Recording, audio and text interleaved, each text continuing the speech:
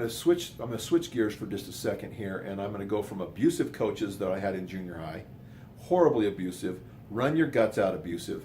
Now I'm going to bring up a beautiful one of my top 5 influences, top 10 influences in my life. This guy's name was John Webb, short redheaded guy, wrestled for Weber State. He didn't grow up with a father, was out of Green River, I believe. Anyway, a good guy. He came to us as probably roughly as a 22 or 25-year-old coach from Weber State, and he became our wrestling coach, and he was an assistant football coach. Now, he was a great coach. He was positive, he was kind, he was direct, he was fiery. He would tell you he would tell you what he thought and what he expected of you, but he was not abusive. But he was direct and he was hard, he was tough. However, like I talked about with the other coaches, they would threaten us to run our guts out.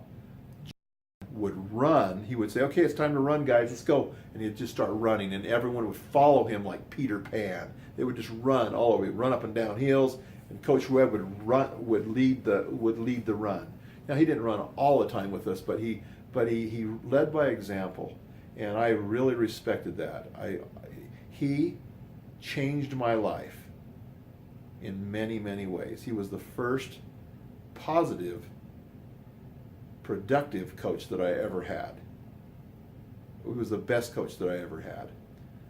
And he would take time out of his busy schedule to take us to wrestling tournaments and things like that. But he was tough. Don't get me wrong, he was tough, but he was not abusive. He was tough, but he would run with us, and he wouldn't run our guts out like these other guys would threaten. He would run with us. So he was a great man, a great coach.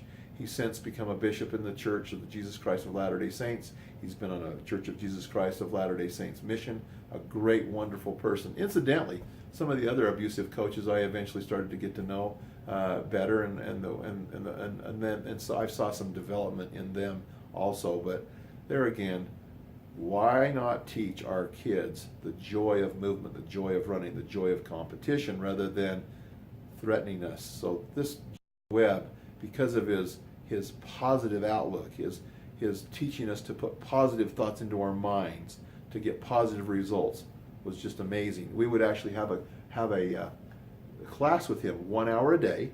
It was called Positive Mental Attitude Class, and all the wrestlers would come and sit in this math class, and they would learn how to be positive and to think positively about the sport of wrestling, and we would read positive messages.